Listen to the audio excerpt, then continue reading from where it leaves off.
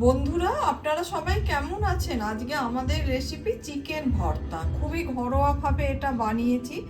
বিশেষ একটি উপাদান দিয়েছি, তার জন্য কিন্তু বাড়িতে থাকা সমস্ত উপকরণ দিয়ে খুবই সহজেই আপনি বানিয়ে নিতে পারবেন। এমনকি ফ্রেশ ক্রিমও আপনাকে ব্যবহার করতে হবে না। কিন্তু রান্নাটা আপনাকে একদম শেষ পর্যন্ত দেখতে হবে। সেই সিক্রেট উপাদানটা কি দিলাম সেটা তো জানতে হবে না, তবেই আপনি বাড়ির সবাইকে বানিয়ে খাওয়াতে পারবেন। সঙ্গে থাকুন দেখার জন্যে। আর আমার রেসিপিটা যদি ভালো লেগে থাকে, লাইক, শেয়ার, কমেন্ট আর সাবস্ক্রাইব করতে ভুলবেন না আমার চ্যানেলটা। আপনাদের ভালোবাসা, ভালো লাগা না পেলে আমি আপনাদের বাড়ির মেয়ে হব কি করে? আপনারা সবাই আমাকে সাপোর্ট করুন। ভেজিটেবল অয়েল ঢেলে নিলাম, একটা শুকনো লঙ্কা, তেজপাতা, দারচিনি, ছোট এলাচ আর লবঙ্গ দিয়ে দিলাম।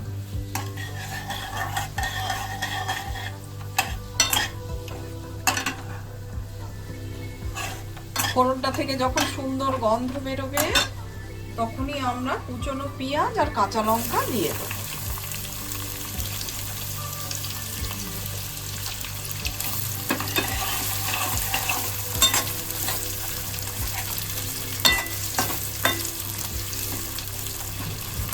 পেঁয়াজটা যেই অল্প সোনালি রং ধরবে, তখনই আমরা আদা, রসুন আর টমেটো বাটাটা দিয়ে দেবো। আমি সমস্তটাই একসঙ্গে বেটে রেখেছি। যেহেতু এটা চিকেন নিয়ে হচ্ছে, সবসময় রসুনটা কিন্তু আদার ডবল হবে।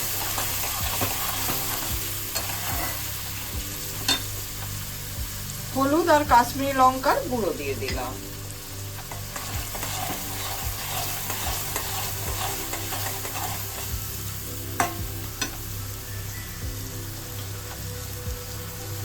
স্বাদ মতো নুন দিয়ে দিলাম।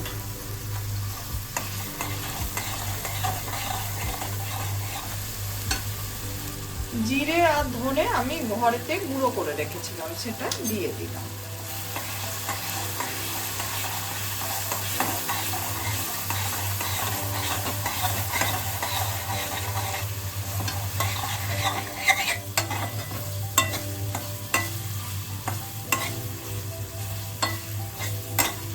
এদিকে মশলাটা কিন্তু আমাদের খুব ভালোভাবে কষানো হয়ে গেছে। আমি আগে থেকেই চিকেনটা সেদ্ধ করে রেখে দিয়েছিলাম, সেইটা মিশিয়ে দিচ্ছি। চিকেনটা কিন্তু যখন সেদ্ধ করবেন, আদা আর রসুন সামান্য একটু দিয়ে, সেই সঙ্গে তেজপাতা আর একটা দারচিনি দিয়ে, তারপরে সেদ্ধ চিকেনটাকে হাতের সাহায্যে এইভাবে ছোট ছোট পিস করে কেটে নেবেন।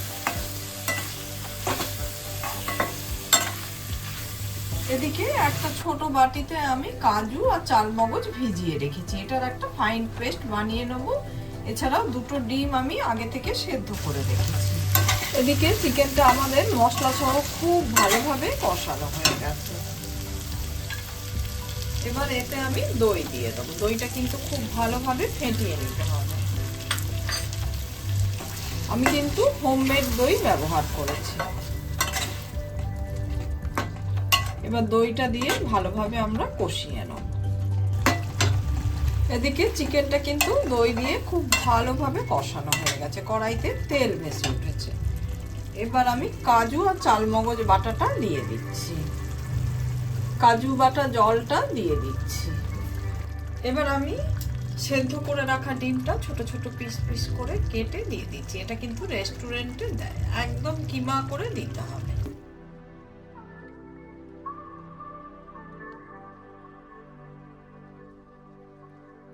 খুব ভালোভাবে ফুটে গেছে। এবার যে উপাদানটা দেয়া হয় সেটা হলো ফ্রেশ ক্রিম। সেটা যদি না থাকে, সেক্ষেত্রে আপনি দুধের সরটা ভালো করে বিট করে দিয়ে দিতে পারেন। আমি দুধের সর সহ একটু দুধ দিয়ে দিচ্ছি। আমি কিন্তু ফ্রেশ ক্রিমের ব্যবহার করছি না, খুবই ঘরোয়াভাবে রান্নাটা করছি। এবার আমি বাটারটা দিয়ে দিচ্ছি। যেহেতু এটা রেস্টুরেন্ট স্টাইল করা হচ্ছে, কিন্তু একটু বাটার দিতে হবে। আর যে বিশেষ উপাদানটা দেব সেটা হলো কসুরি মেথি। এটা অবশ্যই হোমমেড। অল্প হালকা ড্রাই রোস্ট করে এইভাবে গুঁড়ো করে দিয়ে দেবেন হাতের তালুতে।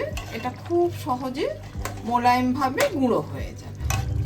রান্নাটা হয়ে গেছে। নামাবার আগে আমি অল্প করে একটু গরম মশলা গুঁড়ো দিয়ে দিলাম। ঠিক আমার মতো করে একবার চিকেন ভর্তাটা রেস্টুরেন্ট স্টাইল বানিয়ে খেয়ে দেখুন। আপনার কিন্তু ফ্রেশ ক্রিম লাগবে না, বাড়িতে থাকা উপাদান দিয়েই কত সহজে হয়ে যায় সেটা আমি দেখিয়ে দিলাম। রান্নাটা পুরোপুরি হয়ে গেছে, কড়াইতে তেল ভেসে উঠেছে, খুব সুন্দর একটা কালার এসেছে। আমার মতো করে বাড়ির প্রিয়জনকে খাওয়ান ঠিক এইভাবে। গ্যাসটা অফ করে দেওয়ার পরে দেখুন কি সুন্দর একটা রং এসেছে।